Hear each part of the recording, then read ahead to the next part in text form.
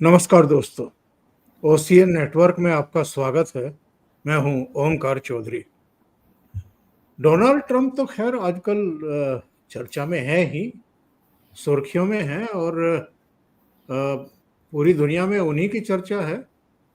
आज मैं कनाडा के एक मंत्री का बयान देख रहा था, जिसमें उन्होंने डोनाल्ड ट्रंप पर टिप्पणी की है कि भारत से पंगा लेकर के उन्होंने बहुत बड़ी गलती कर दी है, रणनीतिक गलती कर दी है। तो अलग-अलग जगहों से टिप्पणियां आनी शुरू हो गई है। हमारे देश में तो खैर लगातार ट्रंप पर खास तौर से सोशल मीडिया और दूसरे जो मेन स्ट्रीम का मीडिया है उसमें लगातार बातें कही जा रही हैं। लेकिन अगर कोई नहीं बोला है और संसद में भी बोला है तो बहुत संभल कर और संभाल कर, वो हैं प्रधानमंत्री नरेंद्र मोदी। और मेरे विचार से अगर किसी को कूटनीति सीखनी है तो इस समय सबसे अच्छे विश्वविद्यालय, महाविद्यालय नरेंद्र मोदी ही हैं। दूसरे एक व्यक्ति की चर्चा हो रही है देश के भीतर। वो लगातार, मतलब वो जैसे पिच पर पहुंच जाए और आंख मूंद करके हर गेंद पर जो है चौका छक्का उड़ाने की कोशिश कर रहा है और बार बार कैच भी होता है, बार बार आउट भी हो रहा है और फिर भी पिच छोड़ने को तैयार नहीं है। राहुल गांधी राहुल गांधी की यहां चर्चा हो रही है। और एक प्रोग्राम में भाऊ तोरसेकर ने, शायद जयपुर डायलॉग पर हम थे, मैं, भाऊ और संजय दीक्षित, और उन्होंने एक टिप्पणी की थी कि डोनाल्ड ट्रंप जो हैं ये इंटरनेशनल संजय राउत हैं। तो मैं आज ये सोच रहा था कि इन तीनों में समानता क्या है। और संयोग देखिए कि भाऊ तोरसेकर जी जुड़ रहे हैं मुझसे, तो क्यों ना ये सवाल उन्हीं से पूछा जाए। क्योंकि संजय राउत ने तो एक पार्टी खत्म करने का काम किया है, राहुल गांधी ने भी एक पार्टी का लगभग सत्यानाश कर ही दिया है, थोड़ी सी कसर बची है। और डोनाल्ड ट्रंप भी तो यही कर रहे हैं। अमेरिका की एक इज्जत हुआ करती थी, एक साख हुआ करती थी, लोग एक सम्मान का भाव तो रखते ही थे। लेकिन इधर अगर देखें, जब से ये दोबारा राष्ट्रपति बने हैं, तो अमेरिका की जो कुल मिलाकर के विदेश नीति, अर्थनीति, रक्षा नीति, सबको एक तरीके से वो मसल पावर की तरह इस्तेमाल कर रहे हैं, सामने वाले को कुचल दे रहे हैं।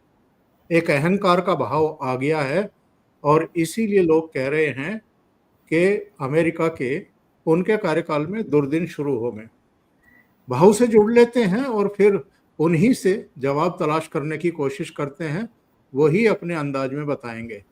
भाव, बहुत स्वागत है। नमस्कार। नमस्कार। भाव, मैंने 3 नाम लिए हैं, डोनाल्ड ट्रंप, राहुल गांधी, संजय राउत। तीनों को ही ये श्रेय तो जाएगा कि विध्वंस में लगे हुए हैं, अपने ही विध्वंस में लगे।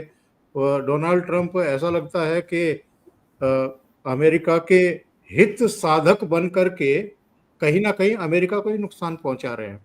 और राहुल गांधी का तो हम देख ही रहे हैं, संजय राउत तो ऑलरेडी बेड़ा गर्क कर चुके हैं। जी हाँ, वो तो होता है। देखो, मुझे याद है जब हम कॉलेज में थे तो देवानंद चॉकलेट हीरो माने जाते थे। तो देवानंद को इंडिया का या हिंदी फिल्म का ग्रेगरी के पेग बोला जाता था। तो ग्रेगरी पेग हॉलीवुड के, यार, दुनिया के माने माने माने जाने वाले अंग्रेजी एक्टर थे। तो अगर वहां उस वक्त तो हिंदी दुनिया भर फैली नहीं थी, तो ने देवानंद को बड़ा बोलना है क्या, तो ये इंडिया के या हिंदी फिल्म के ये है ग्रेगरी के पे। तो ये होता है। वैसे ही हमारे उस वक्त हॉलीवुड के डैनी के नाम के कोई बड़े कॉमेडियन थे। तो हमारे मराठी में राजा गोसावी बड़े अच्छे कॉमेडियन थे, मराठी स्टेज और फिल्म के। तो उनको मराठी के डैनी के ऐसा बोला जाता था। तो ये कभी वहां कोई बोला नहीं कि ये अमेरिका का डैनी के है राजा, अमेरिका का राजा गोसावी है, या अमेरिका का देवानंद, ऐसा उनको कोई बोला नहीं था। लेकिन अब कम्युनिकेशन इतना बढ़ गया है कि दुनिया के इस कोने में कुछ होता है तो दूसरे कोने में इमीडिएट पहुंच जाता है, तो इसलिए ये तुलना अपने आप हो शुरू हो जाती। तो मैंने मजाक मजाक में उस दिन बोला था, लेकिन मैंने ये नहीं सोचा था कि ट्रम्प इतना सीरियसली उठा लेंगे। ट्रम्प सीरियसली ये उठा लेंगे ये मुझे लगा नहीं था। लेकिन होते देखो देखो, रोज सुबह ये चैनल वाले कैमरा वाले आकर बैठ जाते हैं भंडूप में संजय राउत के घर में, और वो रोज कुछ बकवास कर देता है, ये बकवास का बयान देता है और वो उधर टैरिफ लगाता है। तो असलियत में हो गया, कभी कभी हम भी बोलते बोलते बोल जाते हैं, लेकिन वो इतना सच निकलेगा, ये मैं भी चकित हुई क्या हो गया है। तो इसका कारण भी ये समझना चाहिए कि मैं अमेरिका का अध्यक्ष हूं, सब ताकत मेरे हाथ में है, और मैं अकेली सुपर पावर हूं, इसकी जो नशा होती है, तो मैं किसको भी झुका सकता हूं, ये लगना स्वाभाविक है। किसी फिल्म की एक बात है ना, वो बोलता है यार कभी कभी लगता है अपन ही भगवान है, तो वो साइकोलॉजी हो जाती है। तो मैं इसको डराऊंगा उसको डराऊंगा, और 2-3 लोग डर गए तो अपने आप में इनको कॉन्फिडेंस बढ़ता जाता है। तो राहुल गांधी हो, तो हम अगर देखें तरीके से समझने की कोशिश करें, जो संजय राउत मराठी मीडिया में है वो राहुल गांधी नेशनल मीडिया में है, और वही ट्रम्प वर्ल्ड वाइड मीडिया में है। यानी तीनों अपने अपने तरीके से अपने अपने लेवल का पगलापन कर रहे हैं। इसका कोई मतलब नहीं निकलता, लेकिन चर्चा होती है, तो उनको चर्चा में रहना है।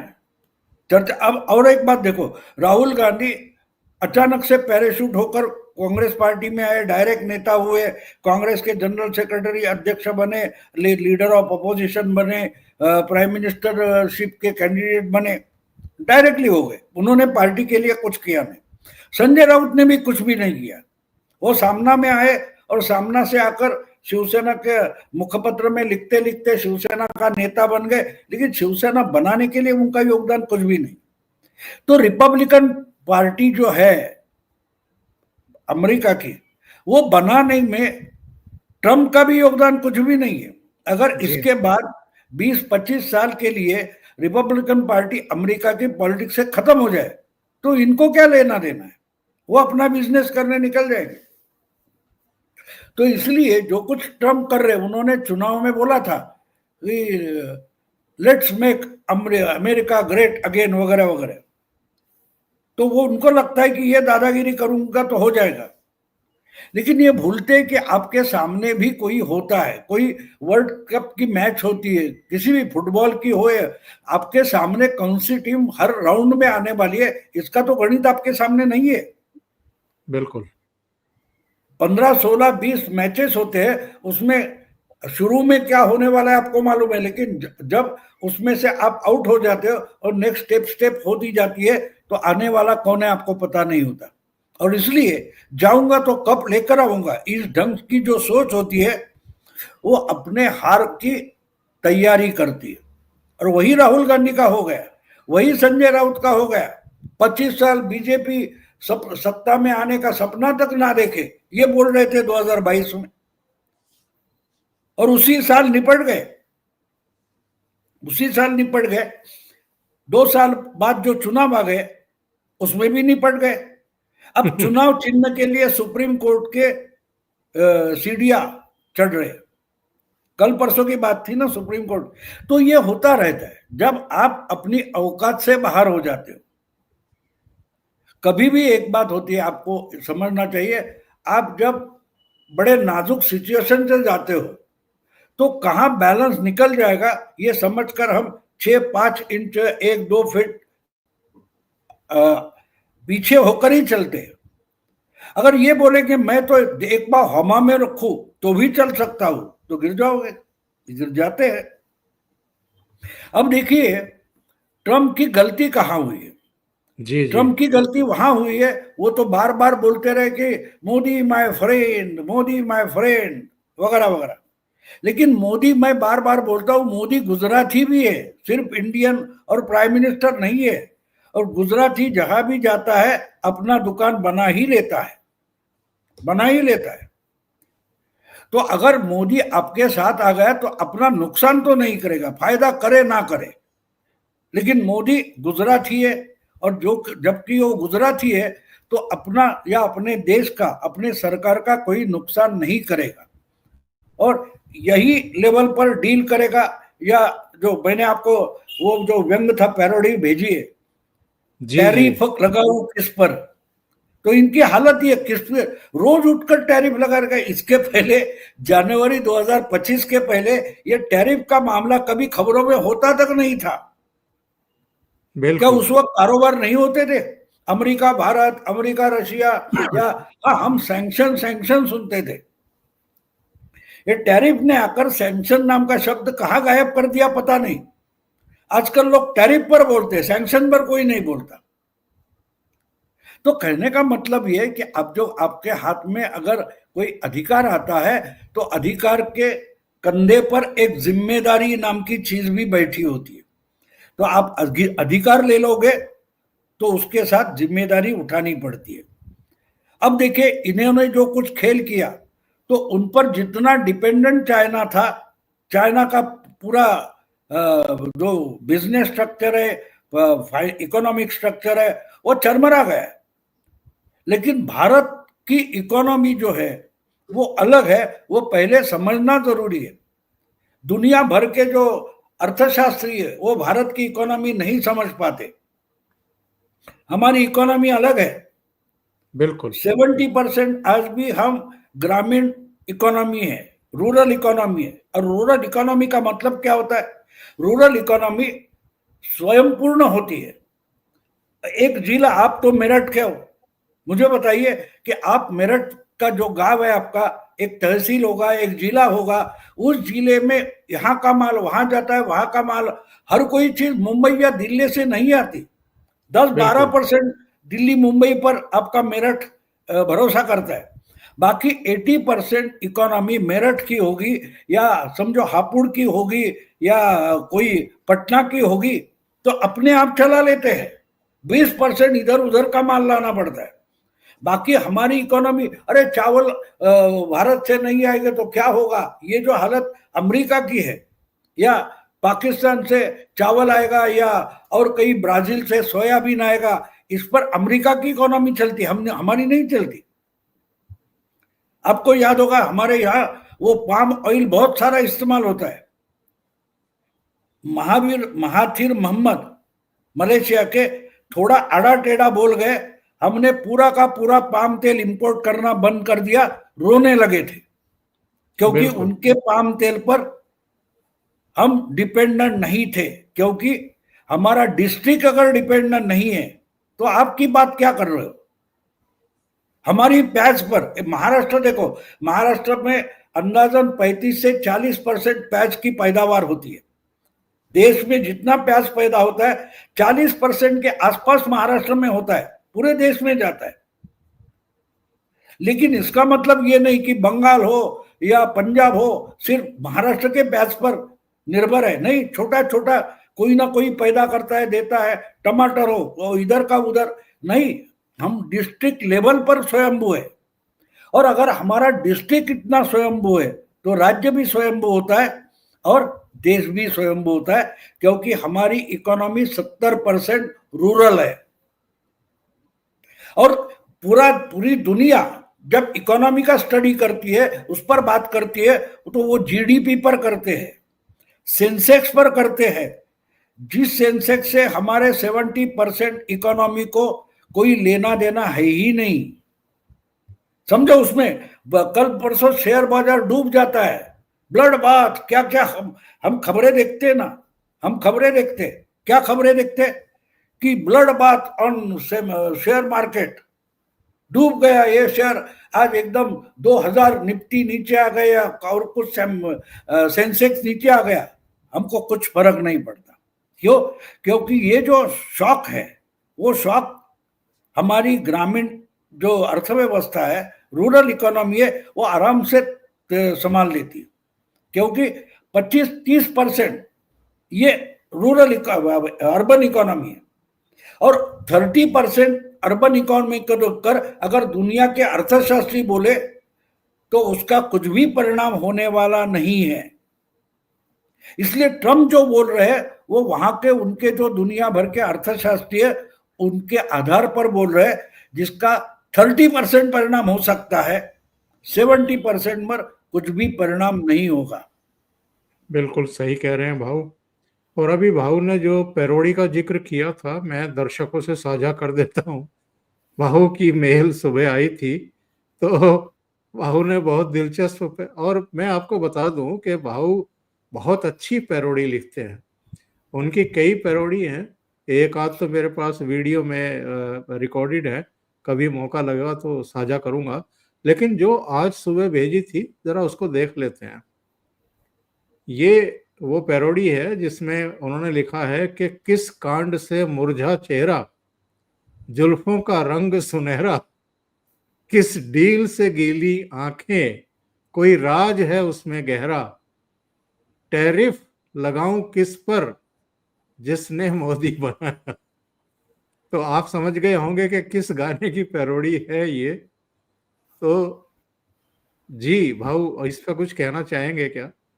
नहीं, वो कल क्या हुआ था, रात को बिस्तर पर पड़े पड़े नींद नहीं आ रही थी, दिमाग चलता रहता है ना, तो अचानक मुझे और तारीफ करूं क्या, उसकी वो गाना याद आ गया। तो जिसने तुझे आंख लगने तक ये 4 लाइनें बन गई थी, लेकिन शुरुआत उसकी टैरिफ और तारीफ से हुई थी।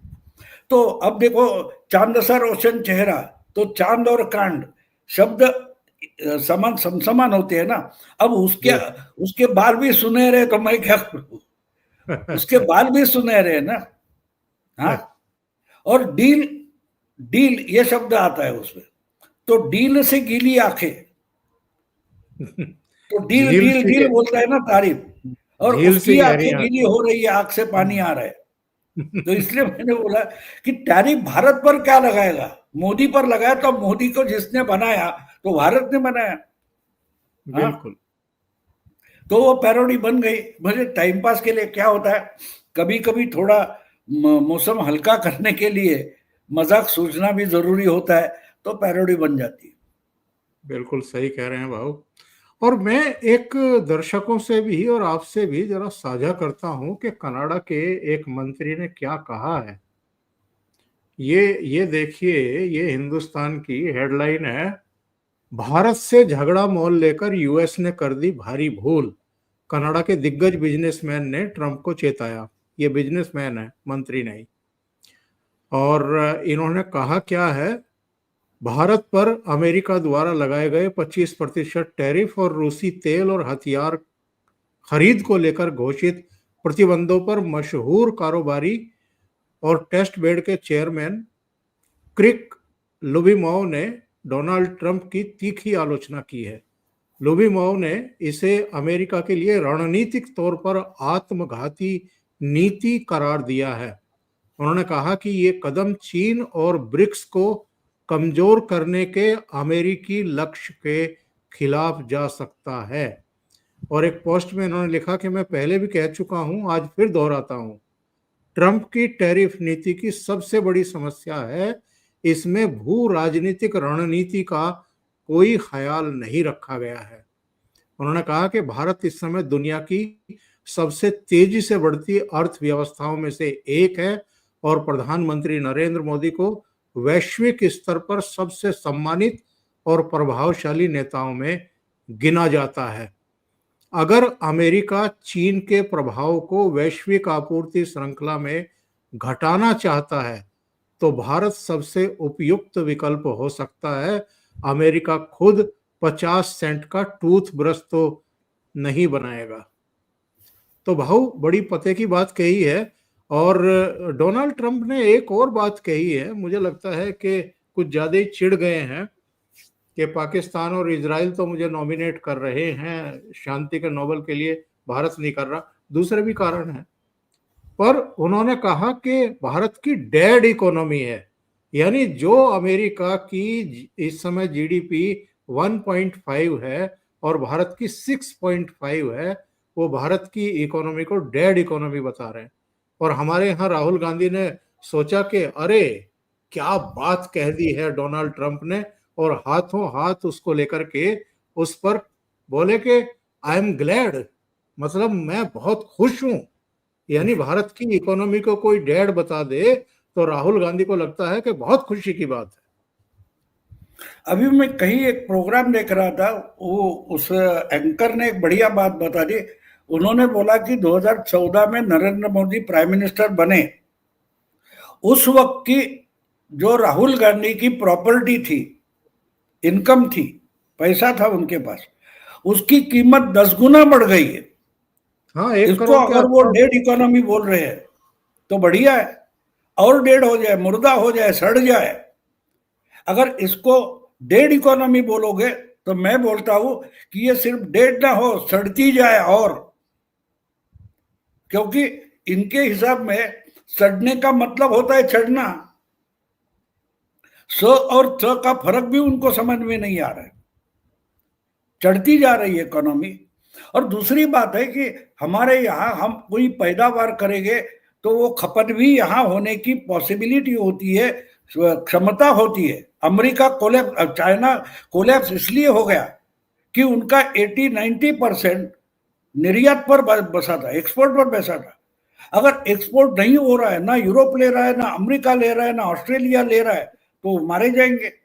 हमारी हालत वो नहीं है ना, हमारी हालत वो नहीं है। हम जो बनाएंगे कम से कम 50% तो हम कंज्यूम कर सकते हैं।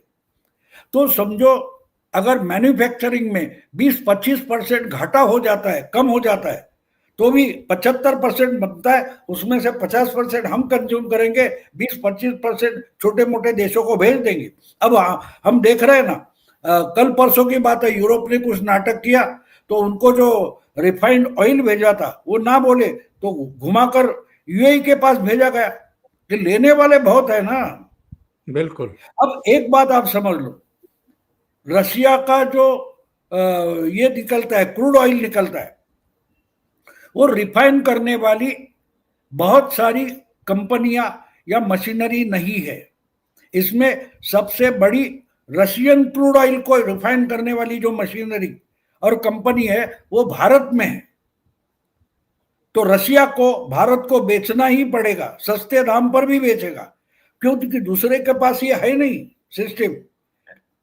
तो ये अगर हमारे पास है और उसका रिफाइन करके हम जिसको भेजेंगे वो जरूरतमंद ले लेगा, जरूरतमंद नहीं तो महंगा दूसरों से ले लो। बिल्कुल। तो ये बात, ये सब समझना पड़ता है कि भाई ये कहाँ से आएगा, कहाँ जाएगा, क्यों आएगा, उसमें खर्चा कितना आएगा, बहुत सारी चीजें होती है। देखो ट्रम्प है ना, ट्रम्प बिजनेसमैन है, व्यापारी है, मैन्युफैक्चरर नहीं है। मैन्युफैक्चरर है, उसको कच्चा माल लेना पड़ता है, उसको प्रोसेस करना पड़ता है, उसमें मजदूरी होती है, उसकी मशीनरी होती है, उसके एस्टेब्लिशमेंट होती है, वो पूरा करके उसका फिर से ट्रांसपोर्ट करना है, आने वाला ट्रांसपोर्ट है, जाने वाला ट्रांसपोर्ट है, वो सब मिलाकर उसकी कीमत बनती है। तो आपको अगर ट्रम्प जो है वो पंप वाला है, पेट्रोल पंप बेचने वाला है, वो पेट्रोल प्रोसेस तो नहीं करता ना। सही। तो ट्रम्प है वो पंप है, जो आगे कीमत बढ़ती है उतने पैसे, लेकिन प्रोडक्शन तो वो नहीं करता, रिफाइन वो नहीं करता। तो इसलिए ये जब सब प्रोसेस हिसाब में लेना है वो ट्रम्प नहीं कर सकता। इसको लगता है मैं इस पर टैरिफ लगाऊं। अब मुझे बोलिए कि बीच बीच में हमारे महाराष्ट्र में एक बड़ा आंदोलन हो जाता है कि प्याज का एक्सपोर्ट क्यों बंद किया। हमारे यहाँ प्याज पैदा करने वाले जो किसान है वो आंदोलन में उतर आते हैं ना, प्याज की कीमत भड़क जाती है। तो क्योंकि अगर एक्सपोर्ट होता है तो उसको ज्यादा कीमत मिलती है, देश के बाजार में बेचा जाता है तो कीमत कम आती है।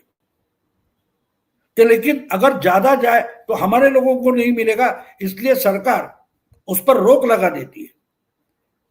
तो रोक लगाने का मतलब क्या होता है, रोकते नहीं, आप भेज सकते हो, लेकिन जाने वाला माल जो है उस पर टैरिफ लगाते हम लोग।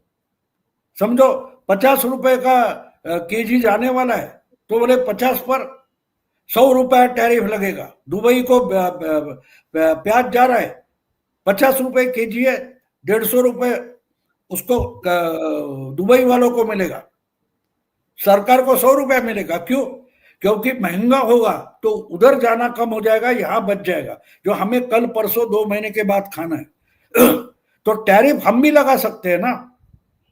अब उसने जो टैरिफ लगाई है वो बाकी सब पर, लेकिन दवाइयों पर नहीं लगाई है। 70-75% अमेरिका में जाने वाली दवाई भारत से जाती है, उस पर टैरिफ नहीं है। तो तू टैरिफ नहीं लगाए, हम लगाएंगे।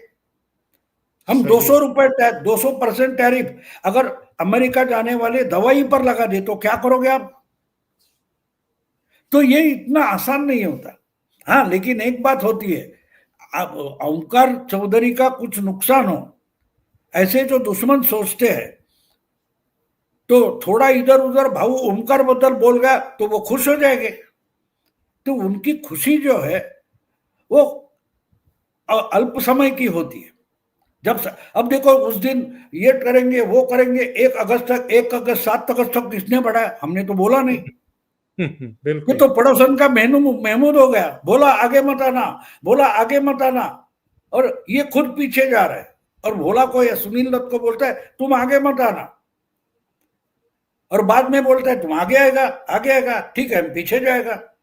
तो 1 अगस्त बोल रहा था, खुद ही 7 अगस्त तक टाइम बढ़ा दिया, अब बोलेगा 15 अगस्त तक बढ़ाएगा। तो एक तरीके से उसका सिर्फ संजय राउत नहीं, उद्धव ठाकरे भी हो गया है। क्योंकि उद्धव ठाकरे नजरें गढ़ाए बैठे कि सुप्रीम कोर्ट एकनाथ शिंदे के हाथ से वो धनुष्य बाण चुनाव चिन्ह वापस लेकर हमको देगा। अरे तब तक को कॉर्पोरेशन का चुनाव भी खत्म हो जाएगा।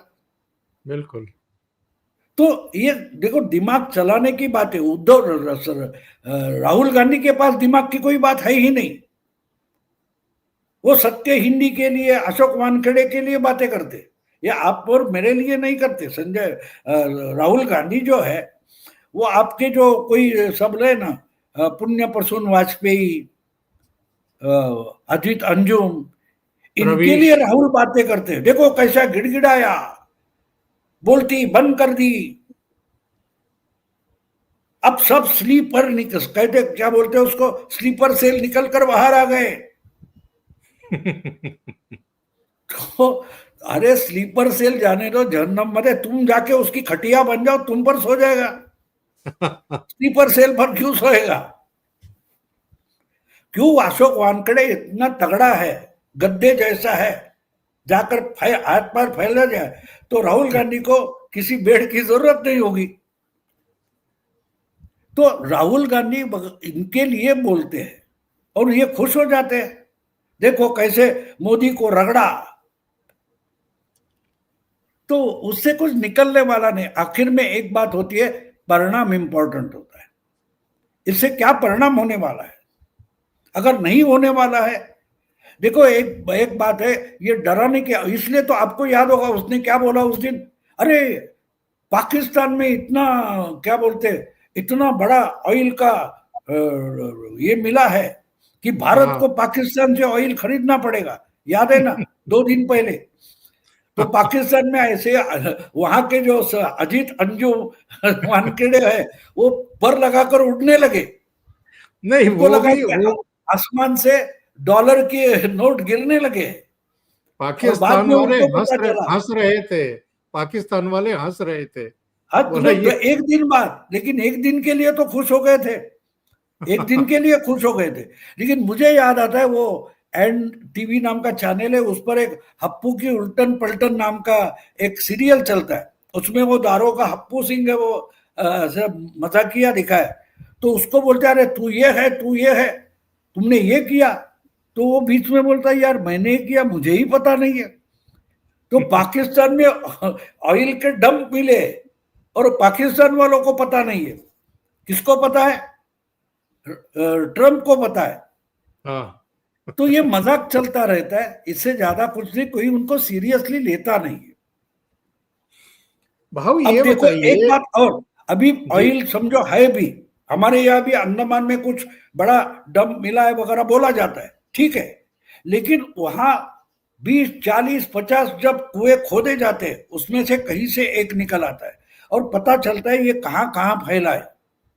तो बिल्कुल। वो निकाल कर उसको बेचना वगैरह शुरू करने में कम से कम 8 से 10 साल लगते हैं। तब तक तो मोदी भी नहीं रहेगा। उस दिन मैंने आपको जयपुर डायलॉग में बोला था ना, वो केचुआ बारिश में निकल के आता है और शेषनाग के बेटी के हाथ मांगने जाता है, वो जो कहानी है वैसी बात है। सब मजाक बना के रखा है इन लोगों ने। पॉलिटिक्स इतना मजाक नहीं होता, और इसलिए मोदी जी जानबूझकर उस दिन भी पार्लियामेंट में उन्होंने ट्रंप का नाम नहीं लिया, क्योंकि बिल्कुल। अगर ट्रंप का नाम लेकर बोलते तो राहुल गांधी का सब्जेक्ट खत्म हो जाता। राहुल गांधी बार बार ट्रंप पर बोलते रहे, यही तो मोदी जी का पैतरा है। क्योंकि आप वो गधे जैसा बोलेगा, ये गधा जैसा चिल्लाएगा। यही तो पॉलिटिक्स का गेम होता है।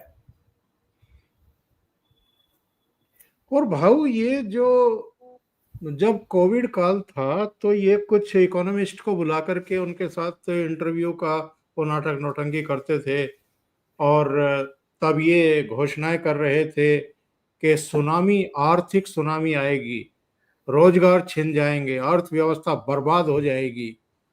अभी अगर डोनाल्ड ट्रंप ने कह दिया, पता नहीं किस झोंक में कहा और क्या सोच करके कहा है, ये किसी को भी शोभा नहीं देता कि इस तरह की टिप्पणी करें कि रूस और भारत की इकोनॉमी डेड है। चलिए, आपने कह दिया, लेकिन ये मयूर नृत्य क्यों करने लगते हैं राहुल गांधी? जब भी भारत के बारे में कोई गलत सूचना कहीं से आती है, गलत खबर आती है, कोई अटैक हो जाए, लोग मारे जाएं, कुछ भी हो जाए। अभी डोनाल्ड ट्रंप ने कहा कि 5 जेट गिरे, तो ये मोदी जी से पूछ रहे हैं कि मोदी जी, 5 जेट का सच क्या है? यानी तुरंत नृत्य करना शुरू कर देते हैं। तो ये क्या मानसिकता है इनकी? नहीं, वो सीरियसली, आप उनको सीरियसली लेने की जरूरत ही नहीं है। वो आपको, मोदी को इरिटेट करना चाहते हैं, लेकिन ये भूलते हैं कि मोदी जी के पास बहुत ढेर सारा पेशेंस पड़ा हुआ है। अगर 24 साल से आज तक वो गुजरात के बारे में बार बार पूछने के बाद भी अगर नहीं बोलते, तो 2 हफ्ते में ट्रंप के बारे में कैसे बोलेंगे? जरा दिमाग चलाओ ना। आपका दिमाग भी चलाना चाहिए कि आप किसके पास सामने बोल रहे हो, क्या मांग रहे हो, क्या वो आदमी दे सकता है? नहीं दे सकता ना। क्योंकि जो बोलना है वही मोदी बोलेंगे, आप जितनी भी जान लगा लो वो नहीं बोलेंगे। और दूसरी बात है, राहुल गांधी का क्या है, वो कल उठकर कांग्रेस का अध्यक्ष छोड़कर निकल गए, कल बोलेंगे मुझे एलओपी नहीं रहना है, बस थक गया हूं, अब दूसरा किसी को एलओपी बना दो, वो गांधी नहीं चाहिए, प्रियंका नहीं चाहिए, ये भी बोलेंगे। हाँ, दूसरी बात, ये जो डेड इकोनॉमी की बात कर रहे, वो मैं उस पर सोच रहा था कल कि डेड इकोनॉमी कहाँ की है? कहाँ के? श्रीलंका की है, पाकिस्तान की है। अरे वाड्रा की इकोनॉमी डेड है, सब जब्त कर लिया गया है ना। जगह जगह जितनी कंपनी है, छापे मारे गए, जहां प्रॉपर्टीज है जब्त किए गए, बैंक के खाते क्लोज किए गए, तो इकोनॉमी डेड नहीं हुई। ट्रंप किसके बारे में बोलते हैं मुझे पता नहीं, लेकिन राहुल गांधी जो, आपको पता नहीं, वो पत्रकारों को पूछ रहे हैं कि गधो, मेरे जीजा की जो इकोनॉमी डेड हो गई, तुमको पता नहीं? सबको पता है, तुमको पता नहीं? ये पत्रकारों को पूछ रहे हैं ना। तो पत्रकारों के कान पकड़ रहे हैं कि मेरे जीजा की इकोनॉमी डेड हुई है, उस पर खबरें क्यों नहीं बन रही है। ये राहुल गांधी समझाना चाहते थे। अब हम समझना नहीं चाहते। मैं इसलिए राहुल गांधी को हमेशा समझने की कोशिश करता हूं। कभी एक आध दूसरा रेफरेंस यहां हुआ हो जाता है, तो उनका जो रेफरेंस है डेड इकोनॉमी का, वो रॉबर्ट वाड्रा की कंपनियों के बारे में। अब तो हालत ये हो गई है कि कुछ का कुछ बयान देते हैं। अरुण जेटली 2019 में स्वर्गवासी हो गए, कृषि कानून 2000 में आए सितंबर में, और ये कह रहे हैं कि अरुण जेटली मेरे पास आए थे मुझे धमकाने के लिए कि तुम कृषि कानूनों का विरोध करोगे तो तुम्हारे खिलाफ हमारी सरकार कार्रवाई करेगी। इस तरह के झूठ। नहीं नहीं, वो तो देखो उस दिन मुझे करता, ये कौन मिनिस्टर थे बिहार के, पटना से चुनकर लाए, तो उन्होंने बोला रविशंकर ना, हाँ रविशंकर प्रसाद, उन्होंने बोला ना, हमने दुनिया में पहली बार सुना 1000 साल पहले एक युवा था 6-7 साल का, अब 6-7 साल का लड़का कोई युवा होता है, ये तो बड़ा इन्वेंशन है। यानी जो बोलते हैं वो बात उनको खुद को ही पता नहीं होती राहुल गांधी को, फिर भी बोल देते हैं। तो उस पर इतनी माथापच्ची हमको करने की जरूरत नहीं, एंजॉय करना है।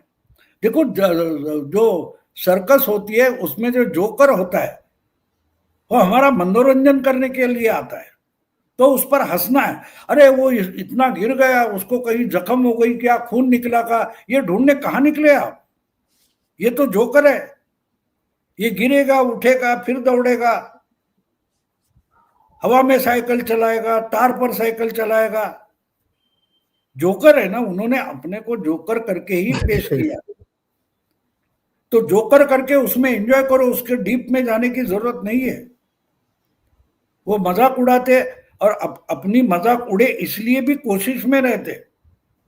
और ऐसी बातें, मैं अब नाम नहीं लूंगा, लेकिन एक महाराष्ट्र में मुख्यमंत्री बने थे, वो बड़े हर दिन कुछ ना कुछ यहाँ वहां की बातें करके खलबली पैदा कर देते थे, और 1.5 साल में उनका कार्यकाल खत्म करना पड़ा इंदिरा जी को। तो बाद में 15 साल बाद की बात है, 15-12 साल बाद एक पत्रकारों का सम्मेलन था, तो पत्रकार संघ के लोग उनको इनवाइट करने गए थे, भाई आ जाओ आप। तो मुरझाए हुए चेहरे से उन्होंने उन पत्रकारों को पूछा, मेरा मजाक उड़ाने के लिए तो नहीं बुला रहे हो? यानी वो खुद मजाक का सिंबल बन गए थे। तो राहुल गांधी जो 2013 में पप्पू बने हैं, वहां से आज भी पप्पू है। वो जितना पप्पू नाम झिड़कने की कोशिश करते हैं उतना वो और चिपक जाता है।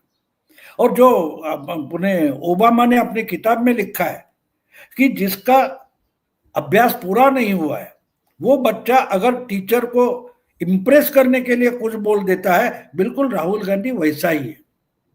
उनका सब परफॉर्मेंस देखो, उनका सब परफॉर्मेंस देखो आप। मुझे तो वो अभी तक कपिल शर्मा इनको क्यों नहीं बुला रहा है, इसका आश्चर्य होता है। कपिल शर्मा के प्रोग्राम में सबसे हिट एपिसोड राहुल गांधी आएंगे तो होगा।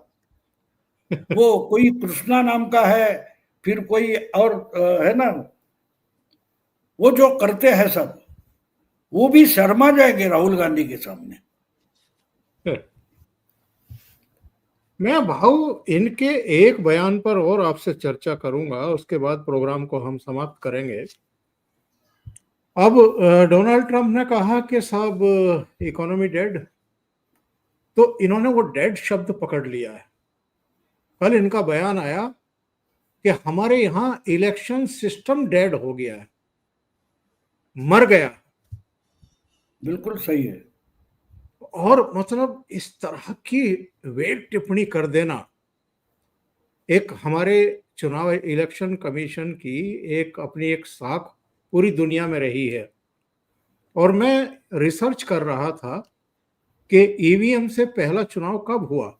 1982 जब इंदिरा गांधी प्रधानमंत्री थी, एक सीट के लिए किया गया था केरल की, हालांकि बाद में सुप्रीम कोर्ट ने उसको रद्द कर दिया था।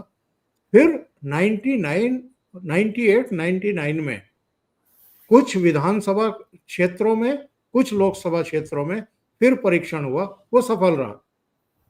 और 2004 में पहली बार पूरे देश में ईवीएम से मतदान हुआ। फिर 2009 में हुआ, और इन दोनों ही चुनाव में कांग्रेस की सरकार बनी, यूपीए की सरकार बनी, मनमोहन सिंह प्रधानमंत्री बने। 2004 और 2009 में ईवीएम खराब नहीं थी। हिमाचल में, मध्य प्रदेश में, राजस्थान में, छत्तीसगढ़ में, कर्नाटक में, तेलंगाना में जब इनकी सरकारें बनती हैं, ईवीएम ठीक रहती है। इनकी बहन जी चुन करके आती हैं वायनाड से, ईवीएम ठीक। ये रायबरेली से चुन के आते हैं, ईवीएम ठीक। जैसे ही चुनाव हारते हैं, ईवीएम में तमाम तरह की खराबी और चुनाव आयोग पर तरह तरह के ब्लेम गेम। मैं ये देख रहा था भाऊ कि कौन कौन से राज्यों में कब से कांग्रेस की सरकारें नहीं बनी है, तब तक ये ईवीएम वगैरह तो थे ही नहीं। बिहार में 1990 के बाद इनकी सरकार नहीं बनी, उत्तर प्रदेश में 89 के बाद इनकी सरकार नहीं बनी, गुजरात में 95 के बाद इनकी सरकार नहीं बनी, मध्य प्रदेश में 2013 से 18 तक बीजेपी की सरकार रही, 18 में कुछ महीनों के लिए इनकी आई, वो भी गई। महाराष्ट्र में 2014 के बाद इनकी वापसी नहीं हुई, दिल्ली में 2013 के बाद इनकी वापसी नहीं हुई, झारखंड में तो कभी इनका मुख्यमंत्री बना ही नहीं, उड़ीसा में सन 2000 के बाद इनकी सरकार नहीं बनी, पश्चिम बंगाल में 1977 के बाद इनकी सरकार नहीं बनी, और तमिलनाडु में 1967 से इनकी सरकार नहीं बनी। क्या तब भी ईवीएम थी? नहीं, ईवीएम की बात नहीं, इसको ब्रेन डेड बोलते हैं। ब्रेन डेड जो होता है तो सांस चलती रहती है लेकिन दिमाग काम नहीं करता। तो जो ब्रेन डेड है वो दिमाग अगर चलता नहीं है तो शरीर उसको कंट्रोल नहीं कर सकता। तो ये जो अवस्था है वो राहुल की भी है, कांग्रेस की भी है। कांग्रेस का ब्रेन डेड हुआ है, कोई कांग्रेस वाला सोच नहीं सकता। अगर सोचेगा तो उसको वायरस करके बाहर निकालेंगे। मनीष तिवारी है, शशि थरूर है, उनको चुप बिठाया गया क्योंकि वो दिमाग का इस्तेमाल करेंगे। दिमाग का इस्तेमाल करना ही गुनाह है ना। अब ये बच्ची जो थी हमारे सुशील कुमार शिंदे की बेटी, वो क्या बोल रही है? तमाशा है। जिसका बाप जब हमला हुआ तब ये फटती थी, बोला कश्मीर में जाने में मेरी फटती थी, ये शब्द सुशील कुमार शिंदे के हैं। और होम और वो मिनिस्टर मुंह रहते हुए उठाकर बोल रही है कि सिंदूर का तमाशा किया गया। तो ये जो दिमाग का इस्तेमाल करे उसको कांग्रेस में स्थान नहीं है। तो इसलिए राहुल गांधी जो बोल रहे हैं उसका मतलब है कि हमारे यहाँ हर कुछ डेड है, इसका मतलब ब्रेन डेड है। उनका ब्रेन डेड है, इसलिए पार्टी का ब्रेन डेड है। तो उसको हर जगह वही दिखाई देगा ना। तो ये बोलेंगे तो हम इरिटेट हो गए। मोदी इरिटेट नहीं होते ना। अब देखो क्या है, अमित शाह ने बोला क्यों नहीं लिया वापस पीओ के। अरे बोले पहले दिया कोई हो तो बोलो। जब कश्मीर पाकिस्तान के कब्जे में गया तो हमने तो नहीं दिया। और जो कुछ ऑपरेशन सिंदूर है वो वॉर नहीं है, जंग नहीं है। उनको सबक सिखाने के लिए एक ऑपरेशन किया है। तो अगर वो दुबले हो गए, अधमरे हो गए तो काम खत्म हो गया। जो करना था अचीव वो कर लिया। आपको क्या चाहिए वो मोदी क्यों करेगा? पीओके क्यों नहीं लिया? अरे तू लेना है तो तू ले ले, मेजोरिटी बनाओ, सरकार बनाओ, ले लो पीओके, किसने रोका है? यानी चुनाव मोदी जी जीतेंगे, उनको हराने की ये कोशिश करेंगे, लेकिन पीओके लेना है, राहुल गांधी का एजेंडा है, वो भी मोदी ने पूरा करना चाहिए। कितना मोदी पर भरोसा है देखो। राहुल गांधी मोदी पर कितना भरोसा करते हैं कि अगर पीओके वापस लेना है तो मोदी की सरकार होगी तभी पॉसिबल है। तो ये बचपना चल रहा है। और कांग्रेस क्या बोलते हैं उसको, कांग्रेस अभी दिमाग चलाना ही कांग्रेस पे बंद हो गया। और इसलिए मैंने एक बात और बोलता हूं कि जो बार बार चर्चा होती 2029 में क्या होगा, क्या मोदी जी वापस आएंगे? अरे मोदी जी बात छोड़ो, 14 में आए, 19 में आए, 24 में आए, लेकिन 2014 में लोकसभा में अपोजिशन लीडर कौन था? खड़गे थी। 19 का चुनाव हार गए। 2019 में अपोजिशन लीडर कौन बना? अधीर रंजन चौधरी बने, 24 में हार गए। अब राहुल गांधी बने। क्या 2029 में राहुल गांधी अपने चुनाव क्षेत्र में चुनाव जीतकर वापस अपोजिशन लीडर बन सकते हैं, इस पर भी कभी चर्चा करो। बिल्कुल। क्योंकि पिछले 3 चुनाव में सरकार नहीं बदली है, हर समय अपोजिशन लीडर बदला है।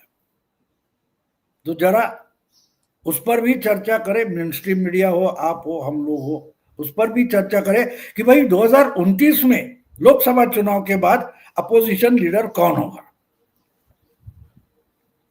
भाऊ, बहुत बहुत धन्यवाद, आप इतना समय निकाला है ओशियन नेटवर्क के लिए और बहुत महत्वपूर्ण मुद्दों पर चर्चा की। Thank you so much. नमस्कार। नमस्कार।